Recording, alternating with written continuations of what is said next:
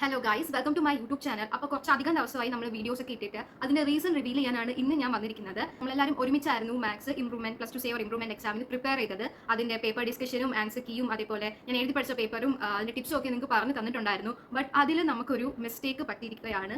ഇത് എൻ്റെ മിസ്റ്റേക്ക് ആണോ അതോ ഇനി പേപ്പർ ചെക്ക് ചെയ്ത ആളിന്റെ മിസ്റ്റേക്ക് ആണോ എന്ന് അറിയില്ല. ഞാൻ എൻ്റെ ആൻസർ കീ വെച്ച് നോക്കിയപ്പോൾ എനിക്ക് 57 ഓർ 58 മാർക്സ് ആയിരുന്നു കൂട്ടിയപ്പോൾ കിട്ടിയിരുന്നത്. ബട്ട് എനിക്ക് റിസൾട്ട് വന്നപ്പോൾ 54, അതായത് എൻ്റെ പഴയ മാർക്ക് തന്നെയായിരുന്നു ഉണ്ടായിരുന്നത്. ഇനി എനിക്ക് ഓൾറെഡി A+ ഉണ്ടായതുകൊണ്ട് അവർ ചെക്ക് ചെയ്യാതെ വിട്ടതാണോ എന്നും എനിക്ക് അറിയത്തില്ല. കാരണം ഇവിടെ ഒരു അൺഫെയർ ആയിട്ടുള്ള റിസൾട്ട് വന്നെന്നേ ഞാൻ പറയത്തുള്ളൂ. നിങ്ങൾ തന്നെ ആലോചിച്ച് നോക്കുക. ഇപ്പൊ നമ്മളുടെ എക്സാം മുമ്പത്തെക്കാളും കുറച്ചുകൂടി ഈസി ആയിരുന്നു, കുറച്ചുകൂടി എഴുതാൻ പറ്റി. എന്റെ മാത്രം കാര്യമല്ല, മിക്കവരുടെ അവസ്ഥ ഇങ്ങനെ ആയിരിക്കാം.